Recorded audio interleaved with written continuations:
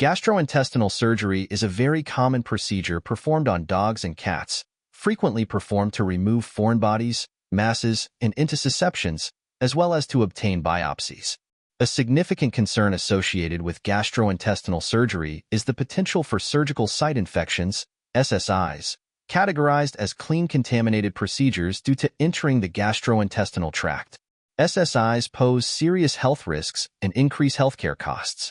Although antibiotics are routinely administered perioperatively, their efficacy is not always guaranteed, particularly with the increasing prevalence of multidrug-resistant (MDR) bacteria.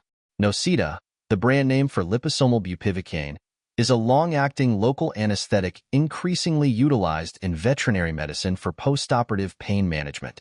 Despite being approved for specific uses in dogs and cats, Nocita is often employed off-label for gastrointestinal surgeries. This off-label use has raised concerns regarding a potential link between Nocita and increased SSI risk. Studies conducted on humans have yielded conflicting results, with some indicating a heightened risk, especially in specific surgical procedures. A previous veterinary study observed a higher rate of incisional complications, including infections, in dogs receiving Nocita during foreign body surgery compared to those who did not. However, this study failed to specify the surgical conditions, clean-contaminated or dirty, and did not report on the bacteria isolated from the infections.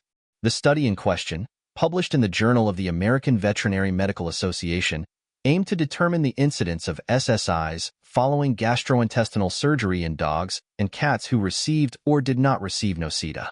Additionally, the researchers sought to identify the bacteria associated with these infections. They hypothesized that the infection rates would be similar between the groups and that the types of bacteria isolated would align with those previously documented in gastrointestinal surgery infections. This retrospective study analyzed medical records of dogs and cats who underwent gastrointestinal surgery at 2 veterinary hospitals between July 2020 and April 2023. Inclusion criteria stipulated that animals had to return for a follow-up examination within 10 to 14 days post-surgery. Animals that were euthanized, died before discharge, or did not return for follow-up were excluded. The researchers collected data on the animal species, surgical procedure, indication for surgery, types of antibiotics used, presence of preoperative infection, and development of SSI post-surgery. Aerobic culture results from infected incisions were also recorded. Surgical procedures were categorized as follows: gastrotomy or gastrectomy, enterotomy, intestinal resection, and anastomosis, RA. Full-thickness gastrointestinal biopsies, 2 or more of the above procedures, including an RA. Reasons for surgery were categorized as follows: foreign body obstruction, gastrointestinal mass, intussusception, perforation, or ulceration problems at a previous surgical site. A mix of the above reasons. Other reasons, e.g., inflammatory bowel disease, diaphragmatic hernia, mesenteric torsion. SSIs were identified using the Centers for Disease Control and Prevention criteria, which include purulent drainage from the incision, organisms identified from an aseptically obtained specimen from the incision, localized pain or tenderness, swelling, erythema, or heat. The study included 211 dogs and 78 cats. Of the dogs, 124 received Nocita and 87 did not. Of the cats, 55 received Nocita and 23 did not. The study found that the use of Nocita for gastrointestinal surgery in dogs and cats was not associated with a higher rate of SSIs compared to those who did not receive Nocita. In dogs, 7 out of 124, 5.6%, that received Nocita developed an SSI, compared to 9 out of 87, 10.2%, that did not. Table 1. 5 dogs that received Nocita and 9 that did not had preoperative septic peritonitis.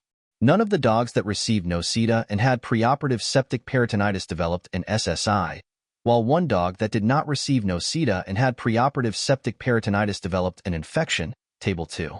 In cats, 2 out of 55, 3.6%, that received Nocita developed an SSI, compared to 1 out of 23, 4%, that did not. Table 3. The SSI rates in this study were consistent with previously published rates for clean-contaminated surgeries in veterinary medicine. The most common bacteria isolated from the infected incisions were Escherichia coli and Enterococcus. A significant proportion of the bacteria were resistant to commonly used antibiotics, including those used during surgery. MDR bacteria were isolated from both dogs that received Nocita and those that did not. This finding underscores the escalating issue of antibiotic resistance in veterinary medicine. This study suggests that the use of Nocita in gastrointestinal surgery for dogs and cats does not increase the risk of SSIs.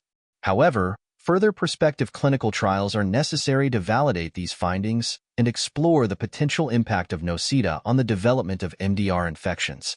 Future research could involve blinded, randomized clinical trials comparing the effects of no-incisional block, traditional bupivacaine line blocks, and Nocita on SSI development and the growth of MDR bacteria. The study acknowledges several limitations inherent to its retrospective nature, including the lack of standardization in Nocita administration and the limited number of bacterial cultures performed. The retrospective design also hindered the ability to standardize postoperative lavage techniques and patient selection for Nocita administration. The limited number of cultures further restricted the interpretation of Nocita's impact on the bacterial population of incisional infections and the presence of MDR. Moreover, anaerobic cultures were not routinely performed, making it impossible to determine the role of opportunistic or commensal organisms in postoperative infection development. The study also acknowledges potential underdiagnosis of SSIs due to the reliance on owner observation and the limited follow-up period in veterinary surgical patients.